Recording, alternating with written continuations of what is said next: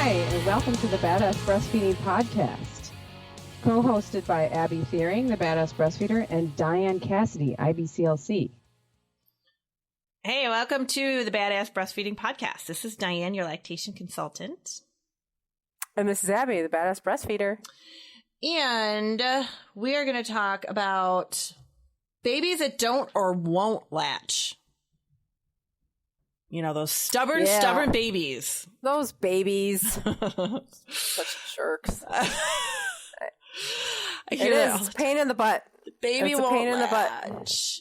The baby and it won't happens. Latch. That happens. Yeah. Babies have a hard time latching. Even I had some babies that I had to work on, latching with. Yeah. I mean, they just, They need help. So it's so funny, not funny, this whole breastfeeding thing. This whole thing called breastfeeding. It's like when babies don't latch, when they're first born. We're going to talk about a couple different latching situations. When they're first born and they don't latch, or when they're older and they don't latch. But if they're first born and not latching, people are like, oh my gosh, they're supposed to know what to do. This is instinctive. Breastfeeding is supposed to be natural.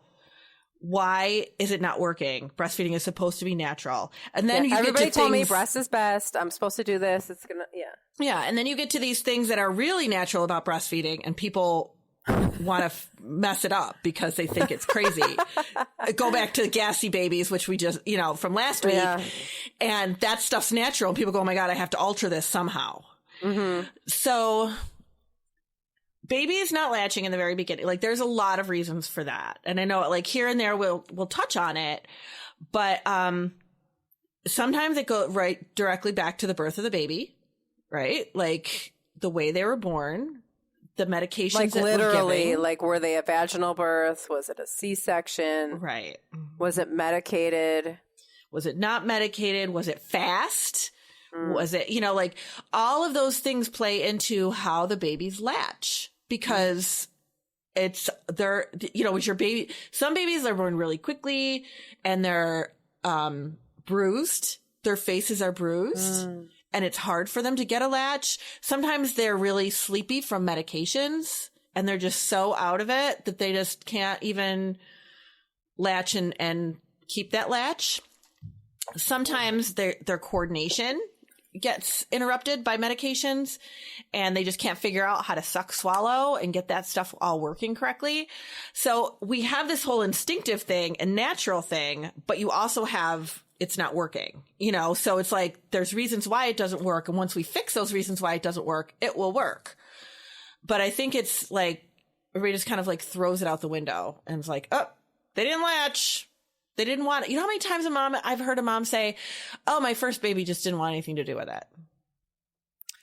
Yeah, that's exactly what happened with my sister. So that's so funny because, my I was breastfed, I think, for like 3 months. And and then the doctor told my mom that it was time to stop. Aw. And then 11 years later, my sister was born, and they, my mom was trying to breastfeed, and my sister wouldn't latch. She wouldn't latch onto the breast, or couldn't, or I don't know the details. Yeah. But my mom said she wouldn't latch. She wouldn't do it. And so then she was formula fed. No, I mean, my mom doesn't, nobody knew. Right. Anything. I'm sure that my mom didn't know there were like things called lactation consultants, which I'm positive in the 80s wasn't. They weren't on every corner. No, especially during the 80s, like that. Right. I think that was a time that was like the high time. That was like formula. That was like the formula golden age. Yeah, next to World War II. So it was just like let's right. When that's So I mean, it was just kind of automatic. My mom was just like, "Oh, okay. Well, she's not going to do this, so I'll just do formula." Yeah. But I wonder what was going on. So what was that? What happened? It very well could have been how she was born. That absolutely could have been. She was a C-section. Oh, she was. She was breech. She was in the right position, but she was facing down until they got to the hospital, and she was like, "F this," and she turned around. And my mom was laying on the table, and that's a big old baby in there. My sister was big. And it was just like, like this whole like thing was going on in my mom's stomach. And it was my sister's turning around. Oh my gosh. Yeah. So then the C-section. Yeah, C-section. Mm-hmm. C-section babies do not feed well.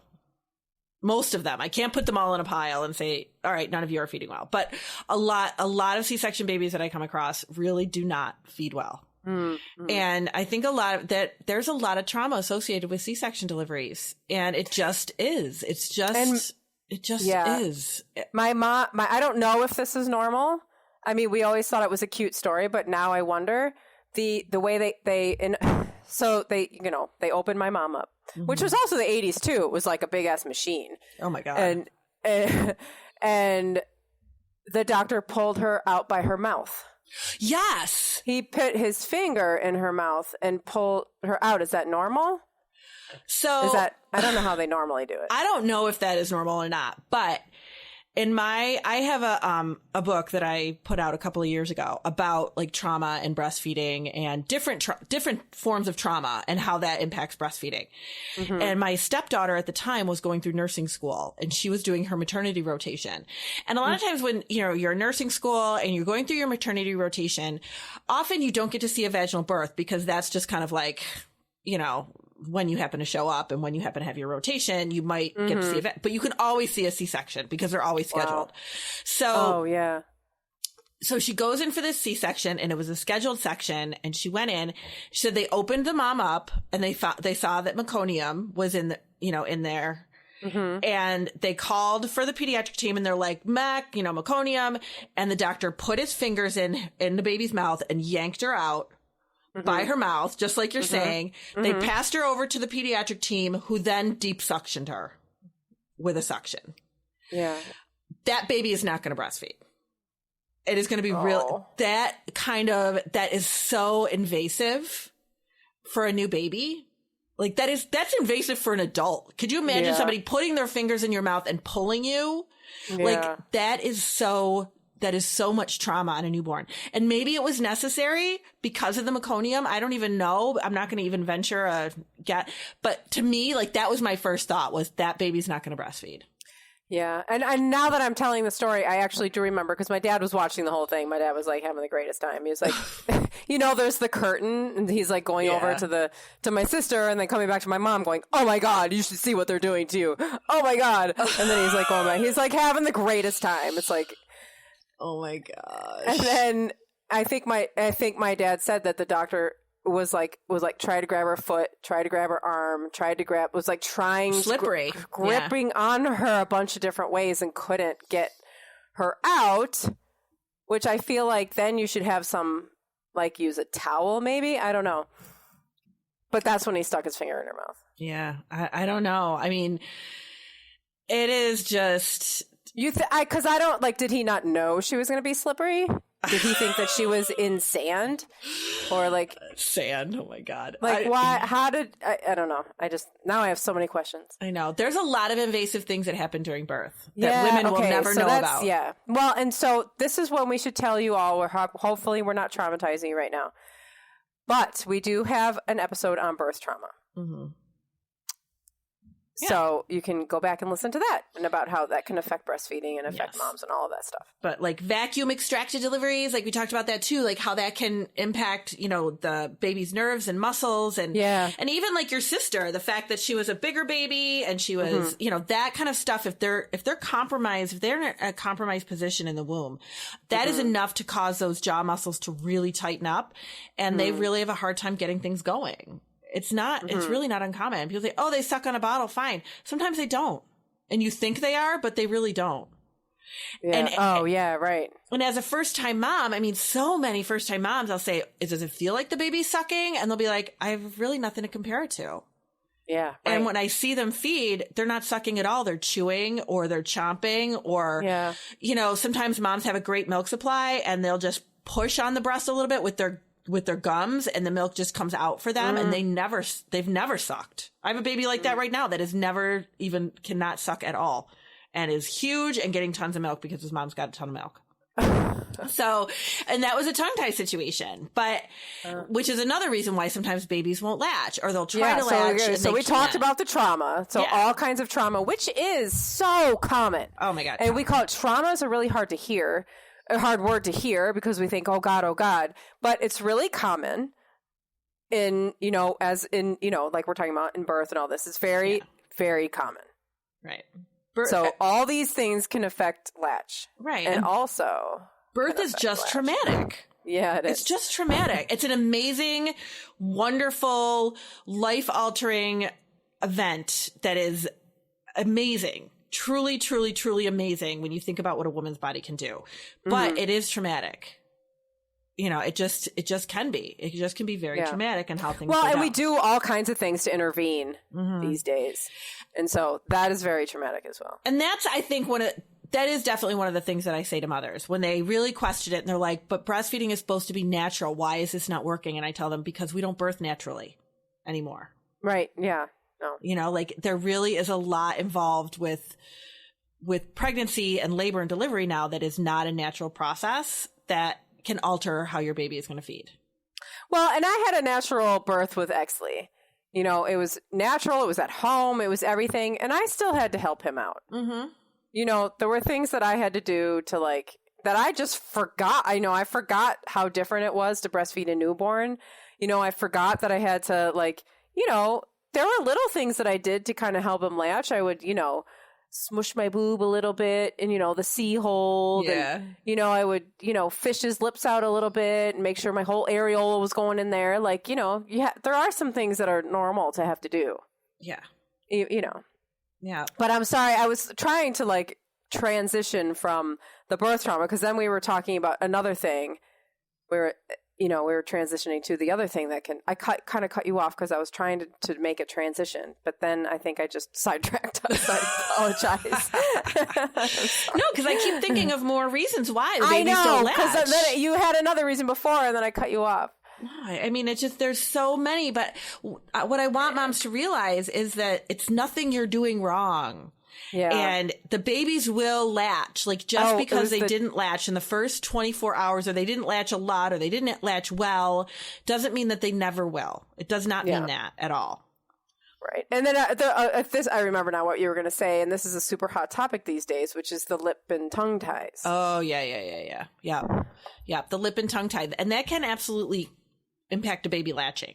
And one of the ways I see it, sometimes they can latch, but they can't stay latched because they can't really make a good seal with their lips, or their tongue is not mobile enough to really hold on to the breast the way they need to. So they might go on and then come off, and then go on and then pull off, and then moms are like, why won't they stay latched? They're not staying latched. And it's like, we need to figure out, okay, is there something going on inside that is making them not be able to hold that latch? They need to be able to sustain the latch and suck and swallow. Mm-hmm. There's a lot to it, and we just kind of go, it's natural, just pop them on there. And I mean, we suck and swallow and breathe, and we kind of take for granted the fact that we can do that. But babies need to learn how to do that, and they need to figure it out. And they can figure it out pretty quickly when they do it. And some babies are pretty smart. They can make do if they need to, but we want to make sure they're doing it the right way. Yeah. And so what do we do?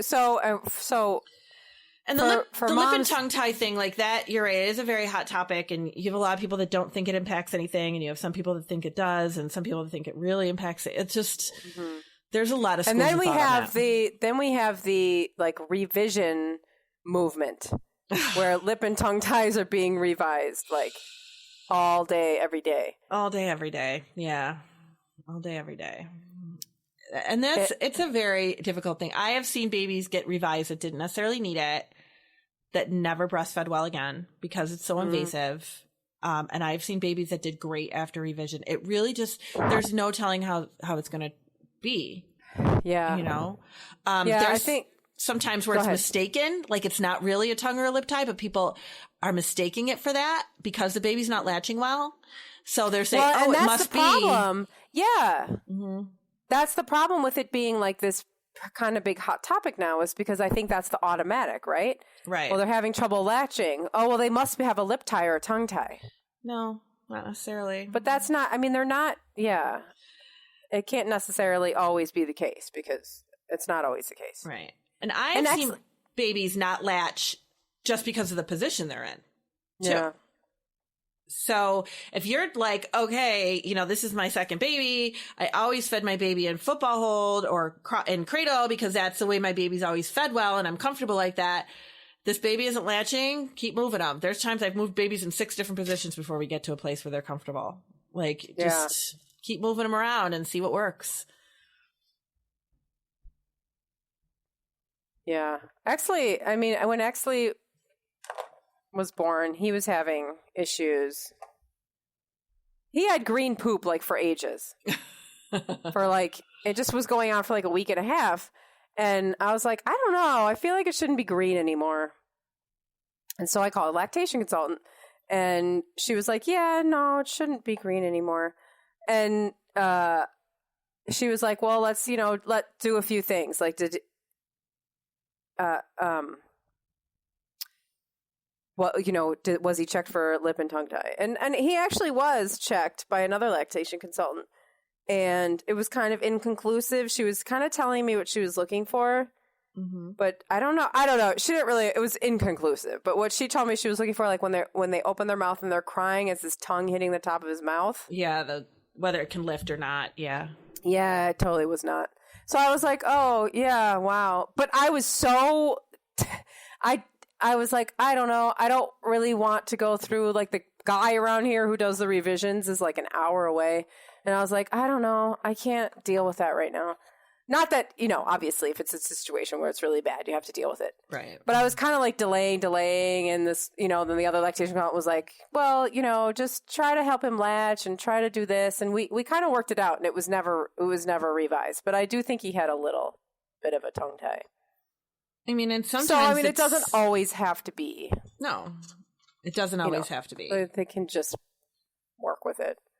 But if your baby's not latching, that should be something that we're looking for sure. If that's a situation.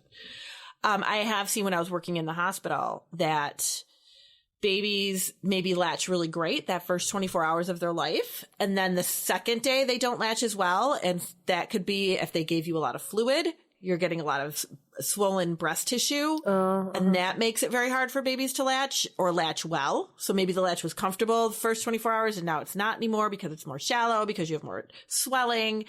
All of that stuff adds into how they latch too. So sometimes I'll have moms that are like, baby latched great for, the first day and then it really got bad. And, probably a little bit of swelling happening there. And we need to, help those babies out. Because they're having trouble with that latch. But they will latch. Like, that's the part that I want moms to remember. Like, they will latch. I've had babies that latched after, a couple of months of not latching. Or latched well, and then we had to take them off the breast for some reason for, a few weeks. And then went right back on again like it was nothing. This is what they know how to do. That's where you get the instinctive part. They remember. They know how to, they know what to do. They want to. Yeah, they want to. They really, really want to. That's why it makes me sad when people say, oh my gosh, my baby never wanted anything to do with it. It's like, they want nothing more than that. That's their bond with you. That's the only thing they know how to want. Yeah. That's their connection and that's everything to them. So they will, and they want to, and it can be fixed. You just have to find the right person. Yeah. So what about older babies? Older babies. So we see this when they're a little bit older and could be a teething thing. I see that a lot. Mm-hmm. Could be teething. They're uncomfortable. They're not, it's hurting them to feed. So that could be a reason why they're not latching well for you. They could be refusing. One of my favorites, I shouldn't say this, call it a favorite, but one of my favorite ways is when babies get to be 4 or 5 months, 6 months, they start to get more distracted. And we do have an episode on the distracted babies, but they also start to really get to that point where they're not necessarily just latching because you want them to latch anymore. So maybe they're really not hungry. Because it was for a while, it was the only thing they knew how to do. Right.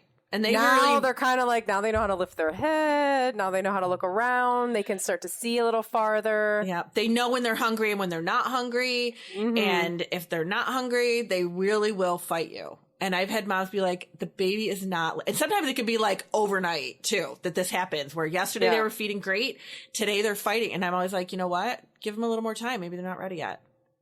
They're just not ready. But again, the way they communicate with you is by just fussing and crying. And is the milk not letting down fast enough? No, they're just not ready yet. They're just not ready yet. Just need to give them a little more time. Yeah. Don't automatically just jump to a bottle because you feel like, oh my gosh, they're not latching. It must be something that's wrong. It might be they're not ready. They're distracted. They're not hungry. They're doing something else. Like whatever it is. But this is kind of like, this is really a cool thing. If you think about it, this is them controlling their own feeding patterns. And that is a really cool skill to have. Mm-hmm. So, but it's hard for us to recognize that in the babies because we're used to just popping them on constantly and feeding them. And if they start to fight you, you go, oh my gosh, something's wrong. But it doesn't mean anything's wrong. It could be that they're just to that point where they want to do something different first. They want to do something else. They don't want to feed right now. Try them again in 20 minutes. Yeah, right. It's that transition. Yeah. And the first of many, many, many. Exactly. And they go through so many because they're changing all the time. Developmentally, craziness is happening. So and this is where you're going to hear people, maybe you've heard the term, moms have heard the term nursing strike. Mm-hmm. And they'll say, oh my God, is this a nursing strike? What do I do? And that's the time where they'll just be refusing to latch. Yeah. And, and you can there are some little things you can do, take them into the bath, into a warm bath. A lot of times that'll relax them enough and they'll latch, or laying with them, or going in a dark, quiet room. Trying them more during the nighttime because that's when they're more sleepy and more willing to eat. But don't stop trying, because if it is some kind of nursing strike, if it's teething, if it's something like that, then they're going to get past it and then they're going to latch again. Yeah. And if they're under 2, it's a nursing strike. They're not weaning. Right. They just don't really naturally wean before that. No. So they'll still. Now, sometimes I see that situation where if moms are going back to work and babies are breastfeeding less and less and less, then, my question is, when are they getting these bottles and how much are they getting in the bottles? Because if they're getting a lot by bottle during the day, they are going to refuse more breastfeeding at night. Again, you have that whole piece of, I'm not hungry. I don't really want to eat. Mm-hmm. So sometimes that will happen too. And moms just start to think automatically, they got bottles. Now they've got a bottle preference. Yeah. Go and see episode Back to Work. Yeah. Where we talk about those kind of things like bottle feeding and the paced bottle feeding and how it's really common for caregivers to overfeed. Mm-hmm. It is. And then the babies are not hungry. They're not hungry. And they're blowing through your stash, by the way. Yeah, exactly. But babies love to breastfeed, and they will never be like, I would prefer having this cold bottle held by a stranger than my mom. I just don't see that happening. No. Babies love that connection, that nursing, that warmth and security and that trust that they get with you. So they're not going to just be like, oh, nope, I'd rather have this bottle. They really, really, really find that very hard to believe. Mm-hmm. Or I'd rather have that pacifier or something like that. I really find that hard to believe that your baby's going to turn away from it. We just have to figure out why. And sometimes it takes a little bit of digging and detective work and not giving up and, just doing it. And we figure it out and they go back. But if your baby doesn't latch one time and you're like, got to give them the bottle now for the rest of their lives. Right. You don't have to do that. No, you don't have to do that. No. And if they're refusing for a really long time, you can pump a little so that pump, to keep your supply up and to keep yourself comfortable. One other thing that I've also seen that really should be ruled out if you have a baby that's not latching well and they're older is ear infections. Oh, yeah. because that sucking will bother their ears. So it might be that they've got a cold. If they do have a cold, they can't suck, swallow, breathe because they can't breathe through their nose. Right. So you see babies refusing with that a lot. So kind of look at all the other things that are going on around you. Are there kids sick at daycare? Have they been around? Are you sick? Have you noticed that your baby is stuffier? Is there something like that going on? And sometimes a trip to the doctor doesn't hurt to just rule it out if they're having a little bit of a nursing strike. Yeah. And teething is a big one though, too. Yeah. That hurts. I know. So just all those little things that you got to try to get your baby through, little icy things on their gums if they're teething, that might help to numb them a little before you feed them. And that just, but they're just miserable. They're poor little babies. They're just miserable. They just want to be consoled and loved and cuddled. But it is so scary when you're just trying to figure it out and they won't latch on. It's like, ugh. Yeah, but don't. And this is, I mean, I was going through this too, and in the beginning with Jack, when we were supplementing with formula, and, I was told to, breastfeed for 20 minutes on each side and then give a bottle. And he was so upset. He was so upset at my breast and popping on and off and all of this. And I was freaking out. Mm-hmm. I mean, and that's putting it lightly. It just seems so big and so scary and so dark when you're going through all of that. And it's such an emotional time anyway. Yeah. It's just such an emotional time. So definitely don't give up on it. There's ways to fix it. Just got to figure out. There are, yeah. Yeah, definitely. You can fix it. And we can help you. We would love to. This is one of the things we do get questions about too, quite a bit. Yeah. Oh, Yeah. That's a big one. I always wish I could. Because there's so many reasons. There's so many reasons. There's so much to look at and consider. So don't just think, oh, the baby doesn't want it anymore, because there's something else, and the baby does want it. Yeah. They won't just reject you. Right. If you're trying to get your 5-year-old to latch and they're not latching, then you can probably safely say okay, maybe they're done. The nursing strike. But if it's your baby, then we need to find out what's going on there. Yeah. Something's going on that can be fixed. Yes, absolutely. So let us know. That is my spiel. Yes, we will help you fix it. And babies that don't or won't latch, we will get them to latch. We will sprinkle some voodoo dust on them and get them to latch. But sometimes you just need the help of somebody to come in. Yeah. It really is helpful. So don't try to do it by yourself if you're really not sure what's going on. Yeah. And that's it. That's my spiel. Yay. Whatever. That's a good one. Yeah, it's a good one. I like that one. It's a good one. So if anything comes up, ladies, mamas, shoot us an email. We are here, and we would love to answer questions for you or anything like that. Or we'll talk about them on the air if you want to do that too. It'd be fun. Yep. Yeah. And eventually we are going to get some cool stuff going where we can really integrate our audience a little bit more. So yeah. So stay tuned for that, because we're not sure what's going to happen yet, but it will happen. It'll happen. Baby steps. And we'll see you next time. Bye. Bye.